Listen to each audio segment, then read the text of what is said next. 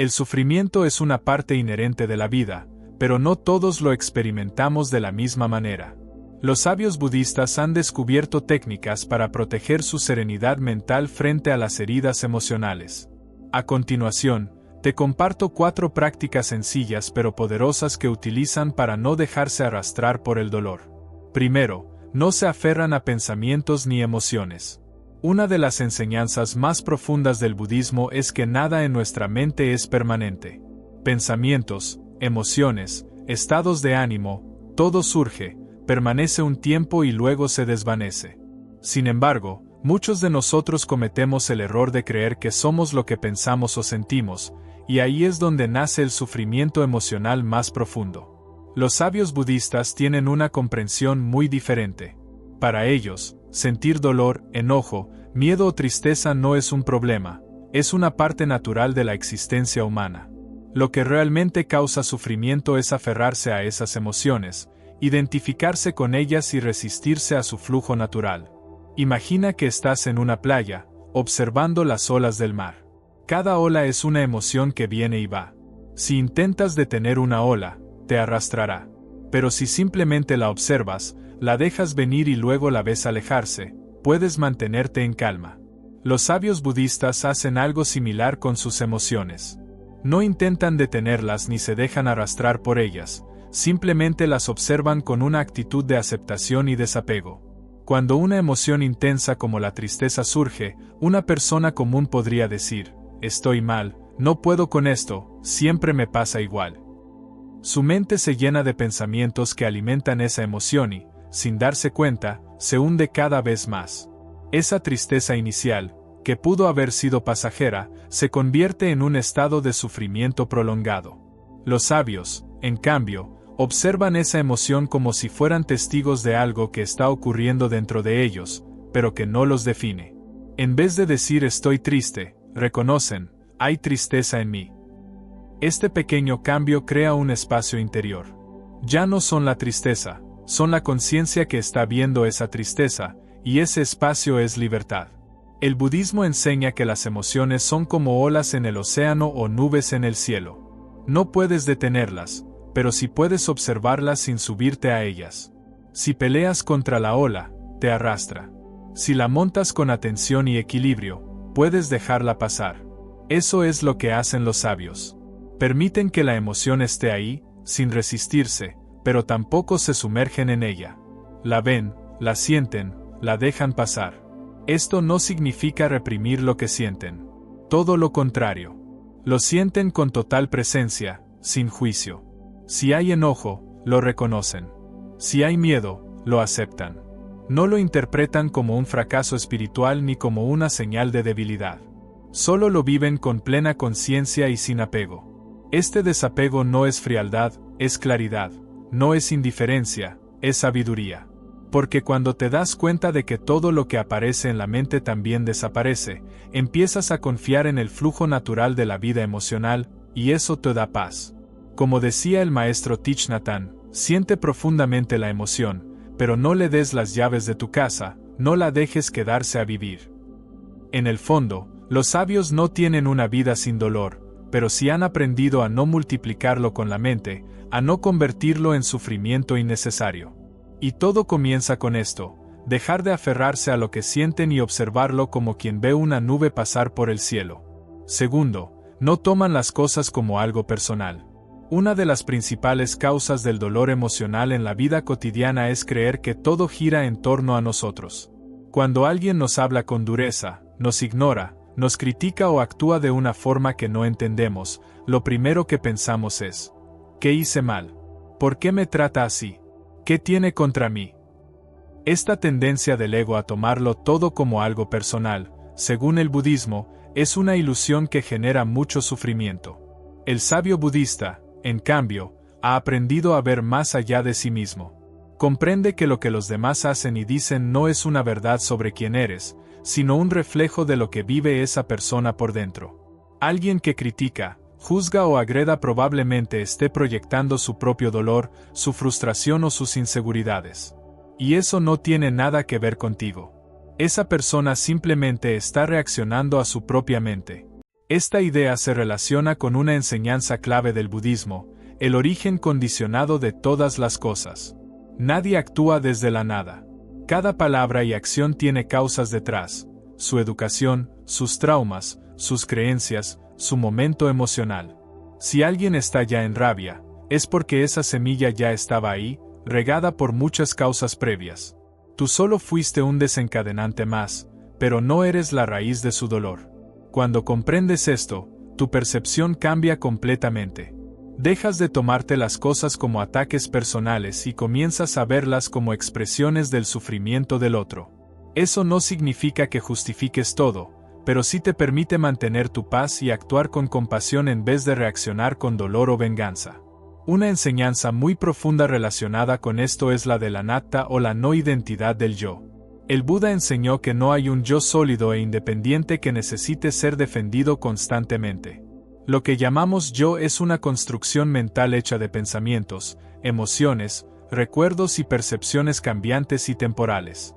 Si no hay un yo fijo, entonces, ¿qué sentido tiene tomar algo como un ataque personal? ¿A quién están ofendiendo, exactamente?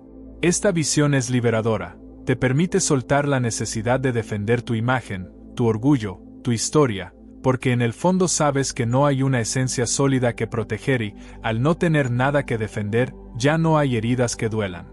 El Buda también enseñó a responder con sabiduría en lugar de reaccionar desde el ego. En uno de los sutras, un hombre se acercó a insultarlo repetidamente.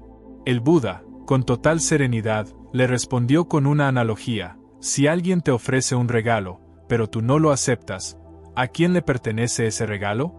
¿A quién lo ofreció?, respondió el hombre.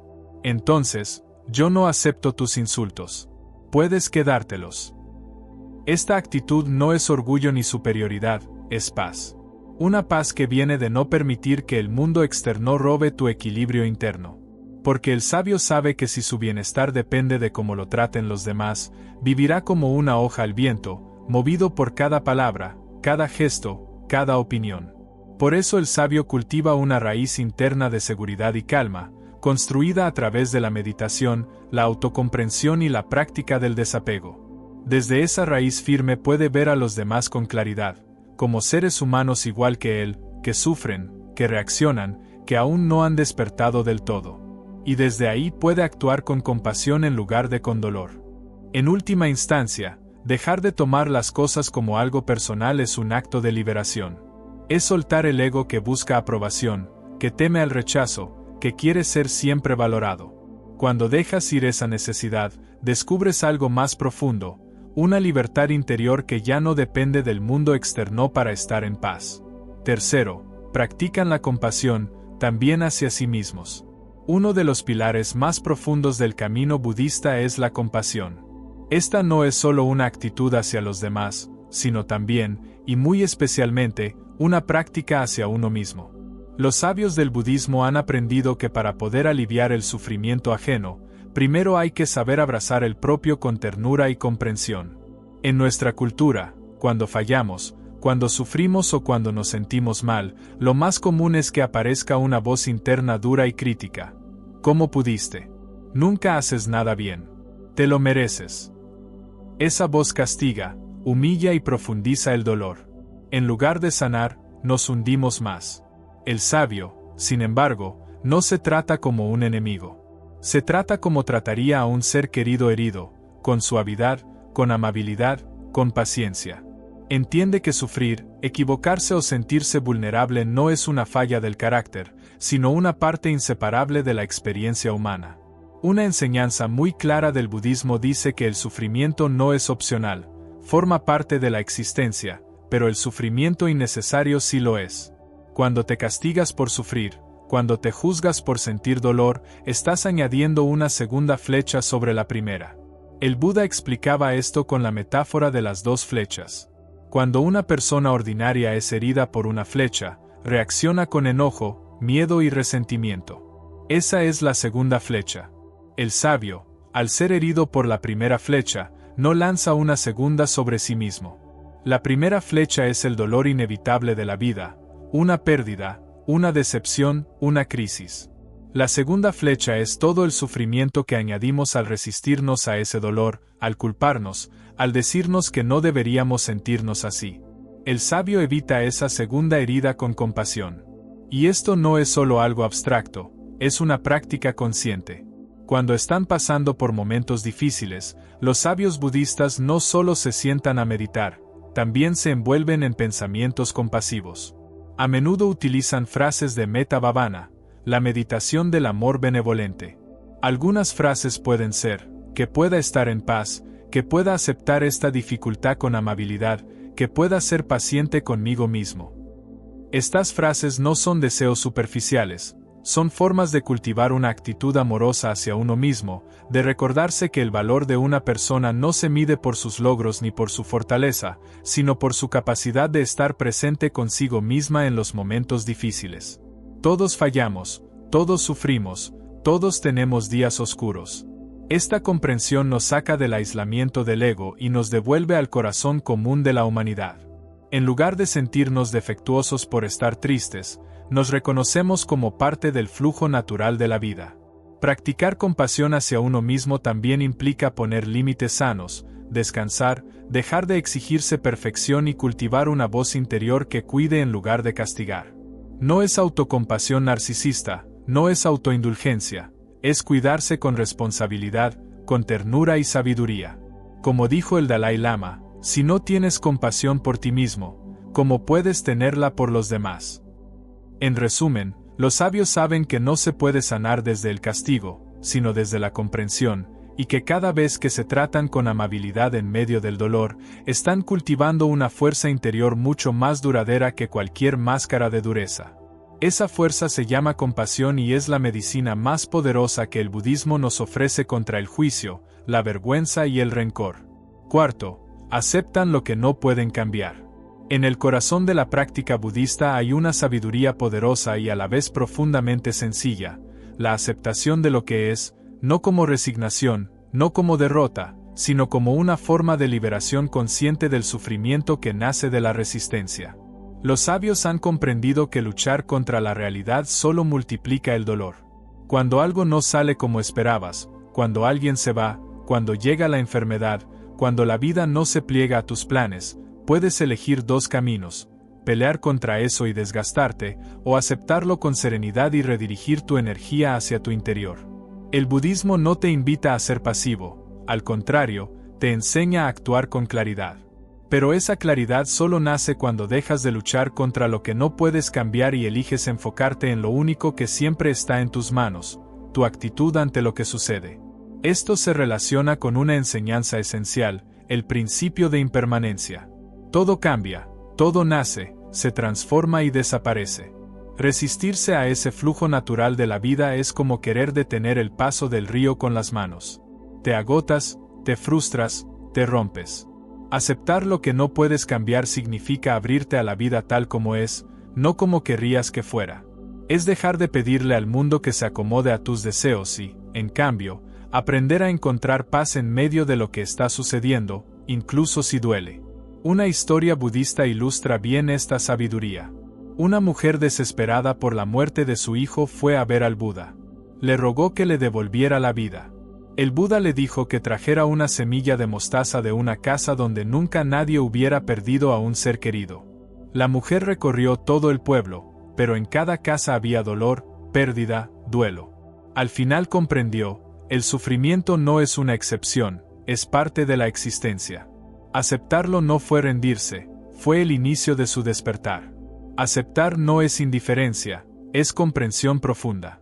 Cuando el sabio acepta algo, no significa que le guste o que no le duela, pero entiende que pelear contra ello solo lo encadena más.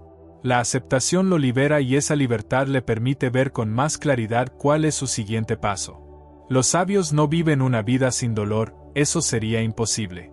Pero sí han aprendido a relacionarse con ese dolor de una manera distinta. No se aferran a lo que sienten, no toman nada como algo personal, se tratan con profunda compasión y aceptan con serenidad lo que no pueden cambiar. Esa combinación los convierte en seres libres, en paz consigo mismos y con el mundo. Tú también puedes cultivar esa sabiduría. No necesitas una túnica ni ir a un monasterio.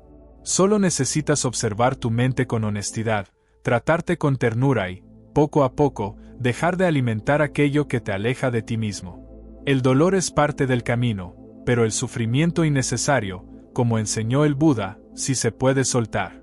Y en ese soltar empieza la verdadera libertad.